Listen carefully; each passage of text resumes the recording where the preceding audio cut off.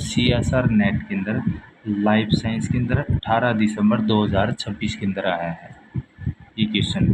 The given figure below the show a life cycle graph and the corresponding population projection matrix that is invariant over time for a population with 4 successive classes 1 to 4. All contribution to class 1 from the other class is via fecundity fecundity। ठीक है, तो ये graph दे रखा है।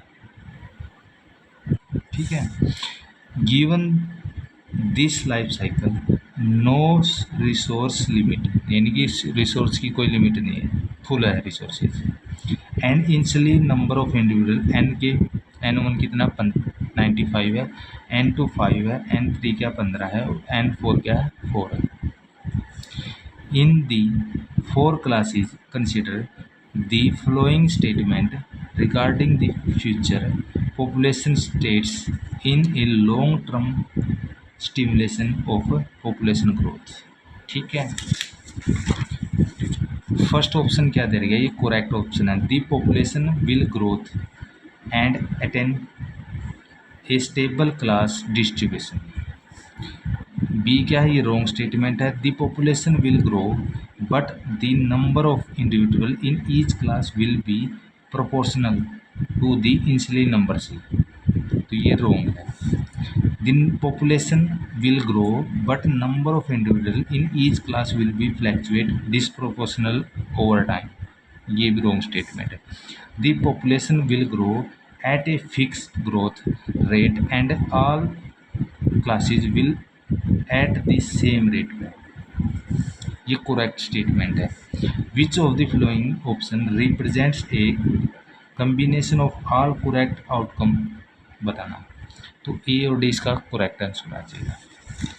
अब देखो इसके अंदर क्या कह रहे हैं, जो N1 के अंदर 95 दे रखा है, N2 के अंदर कितना दे रखा है 5 दे रखा है, और N3 के अंदर क्या 15 और N4 के अंदर 4 दे रखा है। तो इसका मतलब क्या है, N2 और 4 के अंदर देखो ग्रोथ तो सभी के अंदर होता है, इनके अंदर देखो ग्रोथ तो यहाँ भी हो रहा है, यहाँ भी हो रहा ग्रोथ, यहाँ भी ग्रोथ हो रही है, और फोर्थ ऑप्शन के अंदर ग्रोथ हो रहा है। ठीक है, ग्रोथ तो सभी के अंदर है, और फिगर में भी दिखाया गया ग्रोथ सभी के अंदर हो गया है। N95 से क्या है, N2 के अंदर 5 हो गया, N3 के अंदर 15 और N4 के अंदर 4 हो गया, यानी ग्रोथ तो हो रही है। ठीक है, ग्रोथ किस रेट पे हो रही है, एक तो स्टेबल क्लास डिस्ट्रीब्यूशन हो रहा है, स्टेबल क्लास डिस्ट्रीब्यूशन देखो 4 है और 5 है, सेकंड क्लास के अंदर 5 और फोर्थ क्लास के अंदर 4 है, तो इसका मतलब 4 और 5 में ज़्यादा डिफरेंस नहीं, एक स्टेबल फॉर्म के अंदर है, और 15 के अंदर भी ज़्यादा डिफरेंस है। ठीक है, थोड़ा है बट इतना नहीं है, क्योंकि हमने तो 4 का और 2 का देखना पड़ेगा ज़्यादातर, तो 2 का और 4 का देख रहे हैं, तो N2 और N4 का देख रहे हैं, तो N2 के अंदर 5 और 4 है, तो इसका मतलब स्टेबल डिस्ट्रीब्यूशन है, स्टेबल क्लासेस के अंदर डिस्ट्रीब्यूशन है, ग्रोथ तो सभी के अंदर हो रही है। ठीक है, ईच क्लासेस के अंदर will be proportional in this initially number से, ये नहीं है, जो इंसली नंबर है उससे ईच क्लासेस के प्रोपोर्शनल साइज के अंदर क्या उसके अंदर ज़्यादा नहीं है डिफरेंस। ठीक है, जब कंपेयर करें हैं क्लास 3 का 2 का और 4 का ज़्यादा डिफरेंस नहीं है, क्योंकि 4 और 5 जो नियर अबाउट है, तो इतना नहीं है। ठीक है, जितना ये कह रहे हैं इस क्लासेस के अंदर। ठीक है, सेकंड तो रॉन्ग है। अब थर्ड देखो, ग्रोथ तो रही है, ठीक है मान लिया, classes will be fluctuate disproportional over time, time के साथ फ्लैक्चुएट नहीं हो रहा। क्यों नहीं हो रहा, क्योंकि इसके अंदर देखो 5 के बाद 15 थोड़ा फ्लैक्चुएट हो रहा है, बट 4 जैसा ही आएगा, तो 5 और 4 में तो कोई इतना डिफरेंस नहीं है, इतना फ्लैक्चुएट नहीं हो रहा, तो इसलिए फ्लैक्चुएशन ज़्यादा दिख नहीं रहा है यहाँ टाइम के अकॉर्डिंग। ठीक है, तो इसलिए ये भी रॉन्ग स्टेटमेंट है। बट पॉपुलेशन ग्रोथ ये हो रहा है, फिक्स ग्रोथ हो रही है, सही बात है, क्योंकि 4 और 5 के अंदर ज़्यादा डिफरेंस नहीं, फिक्स ग्रोथ रेट पे हो रही है।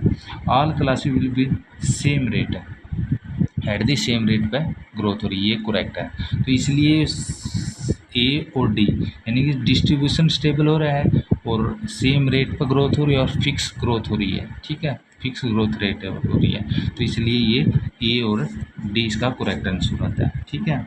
देखो सी यहाँ स्टेटमेंट गलत है और यहाँ क्या है, बी स्टेटमेंट गलत है, ठीक है। तो ये दोनों कैंसिल आउट हो गए और ये बी और सी, तो ये फिर यहाँ भी बी है, तो ये भी गलत हो गया। तो ए डी ज़्यादा बेटर यहाँ करेक्ट है, तो इसलिए हम ए और डी को बोलेंगे, ठीक है। अब नेक्स्ट मैं इसको एक बार इसको मैं समझा देता हूँ, ये वाला चार्ट को। ये गिवन है, ठीक है, ये गिवन है, तो ये गिवन है ग्राफ के अंदर, ठीक है। अब ये कैसे और ये कैसे दिया हुआ, मैं अभी बता दूँ। यहाँ देखो ये ऐसे है ना, इसका मतलब ये 0.21 से को 1 को दे रहा है, हम इसको अनुमान करेंगे, यहाँ से स्टार्टिंग पॉइंट मान लेते हैं, ठीक है। तो 1, ये 1 2 3 4 क्लास है, 1 को हम ये स्टार्टिंग पॉइंट मानते हैं 0.2, ठीक है, 0.2। यहाँ से देखो 1 को 2 से भी आ रहा है, 3 से भी 10 आ रहा है और 4 से भी 2 आ रहा है, यानी 2 से 2 आ रहा है, 3 से 10 आ रहा है और 4 से 2 आ रहा है।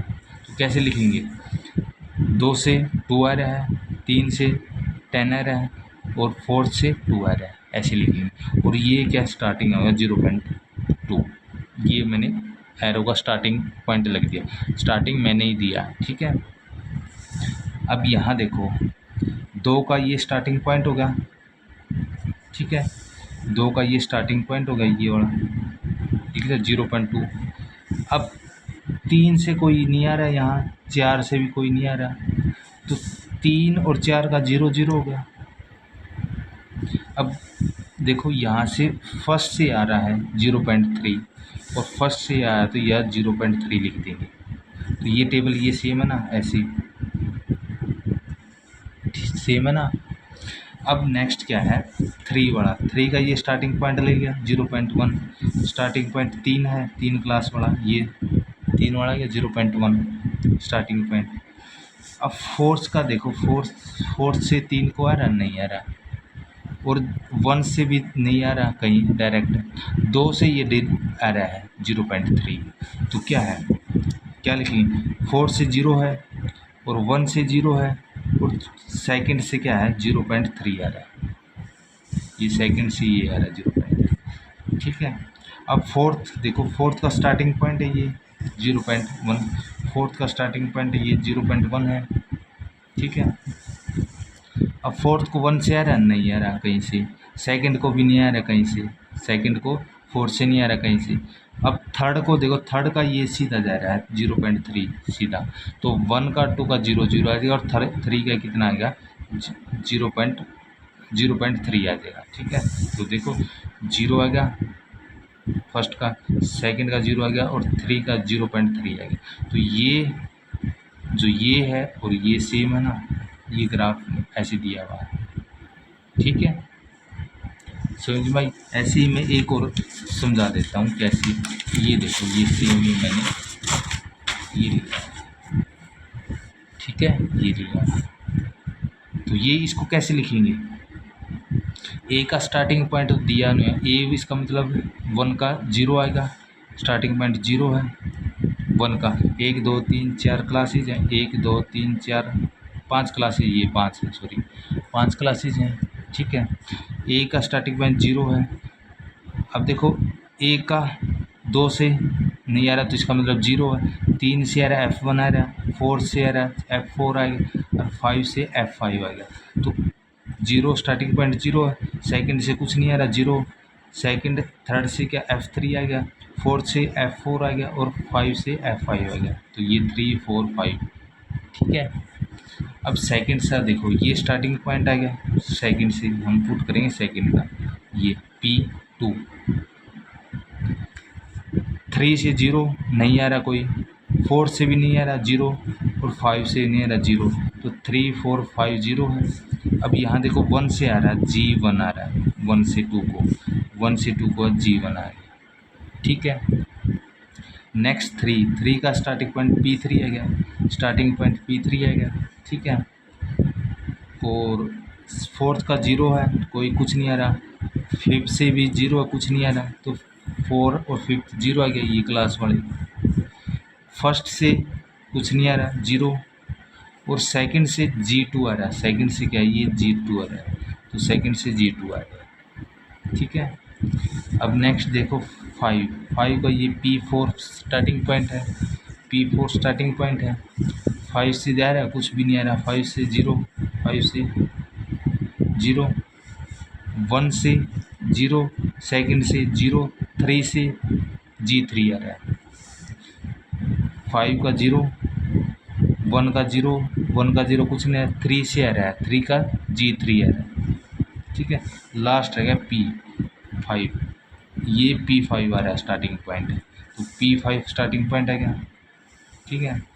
1 से कुछ नहीं आ रहा, 2 से कुछ नहीं आ रहा, 3 से कुछ नहीं आ रहा, यानी कि 1 2 3 0 आ गया, और 4 से क्या आ रहा है, G4 आ गया, तो 1 2 3 0 0 आ गया, और 4 क्या है, G4 आ गया, ठीक है।